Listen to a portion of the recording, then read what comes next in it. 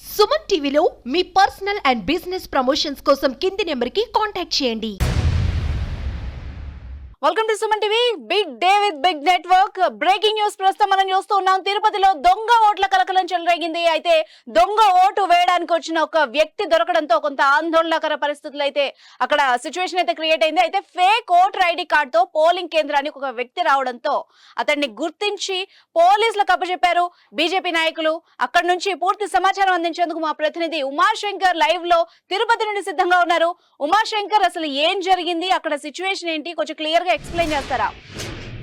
అనుష, ఉదయం 7 గంటలకే తిరుపతిలో పోలింగ్ ప్రారంభమైనప్పటికీ కూడా కొన్ని పోలింగ్ బూతుల్లో ఈవీఎంలు మొదట మొరాయించి ఆ తర్వాత సిబ్బంది పనిచేయడంతో ఓటర్లు తమ ఓటు హక్కులు వినియోగించుకుంటున్నారు. అంటే ఉదయం 5 గంటల నుంచే మాక్ పోల్ నిర్వహించినటువంటి అధికారులు ఆ తర్వాతగా ఏదైతే మాక్ పోల్ పూర్తయిన తర్వాత ఓటర్లని అనుమతించారు. అయితే తిరుపతిలో ఉన్నటువంటి కొన్ని పోలింగ్ బూత్లో దొంగవేట్లు వేయడానికి వచ్చినటువంటి వారిని అక్కడ ఉన్నటువంటి పార్టీ నేతలు పట్టుకున్నారని చెప్పుకోవచ్చు. అంటే మొదటి నుంచి చెప్తూనే ఉన్నారు ఫేక్ ఓటర్స్ వచ్చేటువంటి అవకాశం ఉంది. దాదాపు 35,000కు పైగా దొంగ ఓట్లు తిరుపతిలో నమోదైనాయి. కాబట్టి దానికి సంబంధించి కూడా కొన్ని నిఘా ఏర్పాటు చేయాలని కూడా ఎలక్షన్ కమిషన్ కూడా కొన్ని రాజకీయ పార్టీ నేతలు ఫిర్యాదు చేశారు.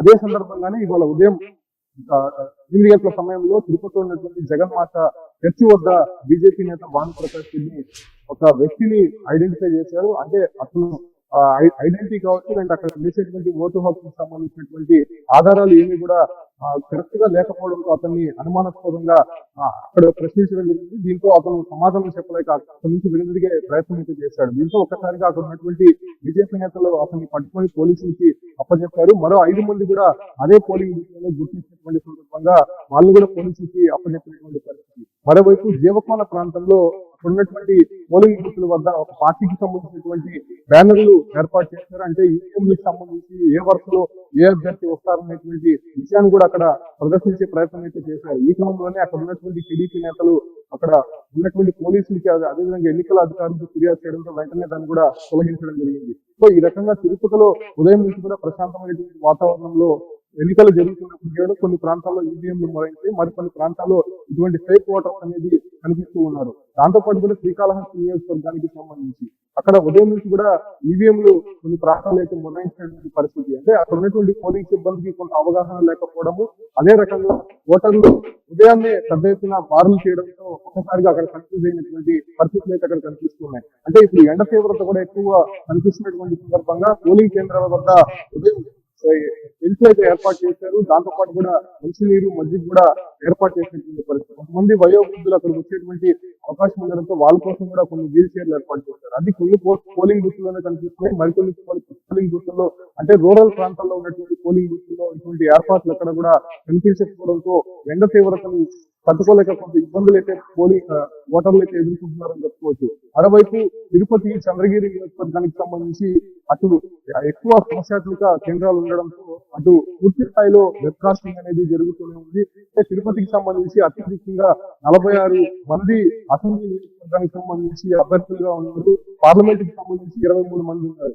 అదే రకంగా చంద్రగిరి నియోజకవర్గానికి సంబంధించి 24 మంది అసెంబ్లీ అభ్యర్థులు బరిలో ఉన్నారు. శ్రీకాళహస్తికి సంబంధించి 15 మంది అభ్యర్థులు బరిలో ఉన్నారు. అంటే రాష్ట్ర వ్యాప్తంగా చూస్తుంటే తిరుపతిలోనే అత్యధికంగా అసెంబ్లీకి సంబంధించి 46 మంది అభ్యర్థులు బరిలో ఉండడం తిరుపతిలోనే చూస్తున్నాం. ఈ రకంగా 3 ఈవీఎం ప్యాడ్లని ఇక్కడ ఏర్పాటు చేసినటువంటి పరిస్థితి. నిన్న సాయంత్రమే పోలింగ్ బూత్లకి ఈవీఎంలు చేరుకున్నప్పటికీ కూడా అక్కడ ఉన్నటువంటి ఆ స్టాఫ్ కి కొంత అవగాహన లేనటువంటి కారణంగా పలు పోలింగ్ బూత్ లో ఈవీఎంలు మొరాయించినటువంటి పరిస్థితి. సరిగ్గా అక్కడ టెక్నికల్ ఎక్స్పర్ట్స్ ని ఉంచకపోవడం, దాంతో పాటు కూడా ఏదైనా సమస్య వస్తే వెంటనే దాన్ని పరిష్కరించేటువంటి టీం అక్కడ లేకపోవడంతో కొంత ఇబ్బందులు అయితే తలెత్తున్నటువంటి పరిస్థితి అక్కడ స్పష్టంగా కనిపిస్తుంది. మరోవైపు ఉదయం ఇప్పటి వరకు కూడా సజావుగా జరిగినటువంటి పోలింగ్ మధ్యాహ్నం పైన కొంత ఘర్షణలు జరిగేటువంటి అవకాశం స్పష్టంగా కనిపిస్తుంది. ఎందుకంటే తిరుపతిలో 274 పోలింగ్ కేంద్రాలు దాదాపు 85కు పైగా సమస్యాత్మక కేంద్రాలు గుర్తించారు. అక్కడ అదనపు బలగాలు ఏర్పాటు చేసినప్పటికీ కూడా కొన్ని పోలింగ్ బూత్ల వద్ద అసలు పోలీసులు ఎక్కడా కనిపించట్లేదు. సో ఈ రకంగా అక్కడ కొన్ని ఘర్షణలు ఎరిగేటువంటి అవకాశం ఉండడంతో ముందస్తుగా అక్కడ ఉన్నటువంటి పార్టీ నేతలంతా కూడా ఎలక్షన్ కమిషన్ కి ఫిర్యాదు చేస్తున్నారు. ప్రశాంతమైనటువంటి వాతావరణంలో ఓటు హక్కు వినియోగించుకునేందుకు అక్కడ ప్రజలు వస్తున్నప్పుడు కూడా ఇటు రాజకీయ పార్టీల గందరగోళాలు, ఒకరిపై ఒకరు దూషణలు చేసుకోవడం, అదే రకంగా ప్రలోభపై అక్కడ చాలా వరకు కూడా వస్తుండడంతో కొంత ఇబ్బందికర పరిస్థితులు అక్కడ ఎదురయ్యేటువంటి అవకాశం ఉంది. నిన్న మనం చూడొచ్చు, ఏదైతే మోడల్ పోలింగ్ స్టేషన్ ని అధికారులు ఏర్పాటు చేశారు, అక్కడ వైసీపీకి సంబంధించినటువంటి కొన్ని రంగులు ఉన్నాయి, అదేవిధంగా బెలూన్స్, లోపల ఉన్నటువంటి కలర్స్ ఉల్టాయం చేస్తున్నారు. టీడీపీ నేతలు తీవ్ర స్థాయిలో దాన్ని వ్యతిరేకిస్తున్నటువంటి పరిస్థితి. ఎలక్షన్ కమిషన్ కూడా ఫిర్యాదు చేసినటువంటి నేపథ్యంలో అక్కడ ఉన్నటువంటి అధికారులు కూడా కొంత వార్నింగ్ ఇచ్చినటువంటి పరిస్థితి అక్కడ కనిపిస్తుంది. మరోవైపు నిన్న తిరుపతిలో మనం చూడొచ్చు, ఒక పార్టీకి సంబంధించినటువంటి నేత కొంతమందిని తీసుకొని వచ్చి ప్రమాణం చేస్తూ అక్కడ వీడియో అయితే మాత్రం సోషల్ మీడియాలో వైరల్ గా మారింది. అంటే తమ పార్టీకి ఓటు వేయాలి, తమ కుటుంబ సభ్యులు అదేవిధంగా తనకు ఉన్నటువంటి సహచరులతో కూడా ఓటు వేయించాలని చెప్పి కూడా అతని దగ్గర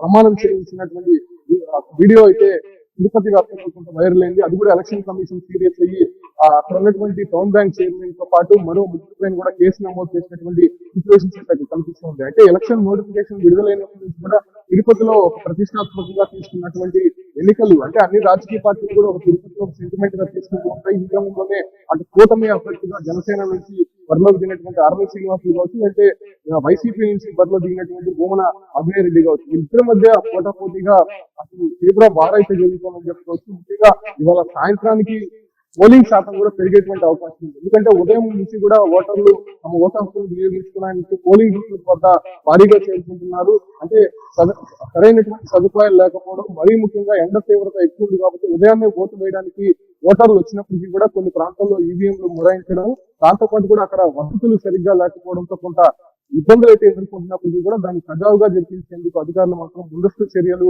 చేపడుతున్నటువంటి పరిస్థితి. అంటే ఎన్నికల అధికారులు కూడా ఇక్కడే ఉండి మానిటరింగ్ చేస్తున్నారు. తిరుపతిని ప్రతిష్టాత్మకంగా తీసుకున్నారు కాబట్టి, అంటే తిరుపతి, చంద్రగిరి నియోజకవర్గాన్ని అత్యంత సమస్యాత్మక కేంద్రాలుగా, నియోజకవర్గాలుగా స్టేట్ ఎలక్షన్ కమిషన్ గుర్తించింది కాబట్టి ప్రతి నిత్యం పర్యవేక్షణ అనేది ఇక్కడ ఉన్నటువంటి ఎస్పీ గాని, కలెక్టర్ గాని చేస్తూనే ఉన్నారు. దాంతో పాటు కూడా అధికారులు కూడా ప్రత్యేకమైనటువంటి ట్రైనింగ్ ఇస్తారు. కాకపోతే ఇక్కడ ఉన్నటువంటి అధికారులు కొంత టెక్నికల్ ఎక్స్పర్ట్స్ కాకపోవడంతో కొన్ని ప్రాంతాల్లో ఈవీఎంలు మొరాయించినటువంటి పరిస్థితి, మధ్యాహ్నం పైన కొన్ని ఘర్షణలు జరిగేటువంటి అవకాశం ఉండడంతో పోలీసులు కూడా అలర్ట్ అయినటువంటి పరిస్థితి కనిపిస్తున్నారు.